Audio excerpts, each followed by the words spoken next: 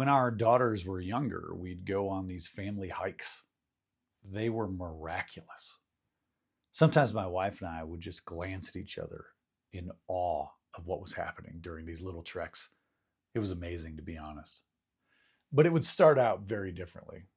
Let's go for a hike, we'd say as they lounged around watching too much Nickelodeon or whatever cartoon was hypnotizing them on the couch that day.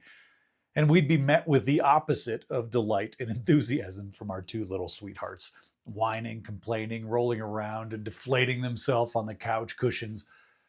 Undeterred by their tepid response, we'd, shoo them toward the door. We'd wrestle with layers and backpacks and shoes, and we'd bribe them with snacks, and we'd fill too many water bottles, all in a grumpy flurry to get out of the house and get to the trail.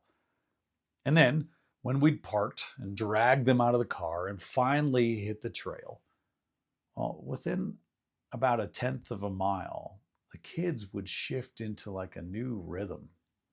There's no other way to say it. It was like the frequency of their hearts was tuned away from the outside world and towards something more pure and utterly peaceful. The whining and agita and uneven energy of the day would suddenly melt away. They'd settle into this steady tide of movement, and their brains and souls would match up to the drumbeat of God and nature. It was so amazing. Every single time, one of them would naturally pair up with one of us parents, and they'd just start talking, dreaming out loud, curiously asking questions from their hearts, and the miles would just pass by. Pure connection. And then one of them would remember the fruit snacks in the backpack, and the spell would be broken. Sugar always trumps soulfulness for young kids, I suppose. But I'm telling you, there were stretches there that were about as sacred as it gets. Those hikes revealed to my wife and I, amidst the steady footsteps of our little girls, the celestial tempo to which we can all sync our heartbeats when we're willing. Have you ever felt that tempo, that rhythm, that wave? Nearly every major world religion has written about this feeling, this flow, this deep, deep spiritual connection.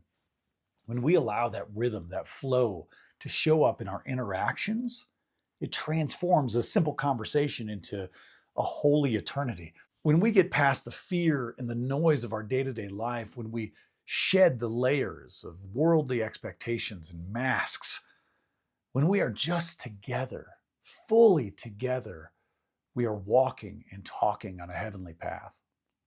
For the rest of my life, I'll remember the sound of the crunching sand and gravel beneath my feet, mixed with my daughter's voices as we hike along. And I'll know I've already seen the heaven so many people only dream of. Here's a short prayer. You're welcome to pray along with me if you like. Loving God, remind us of your rhythm. Sync us up with your tempo and invite us into your flow. Help us shake off the weight of our day and feel the lightness of togetherness, even if just for a few moments today. Amen. Hey, Between is about you. Take this message into your life this week and transform the world around you by filling the space between you and every person you encounter with God's love. My favorite church is the space between people. Now go with God's love and create the church between.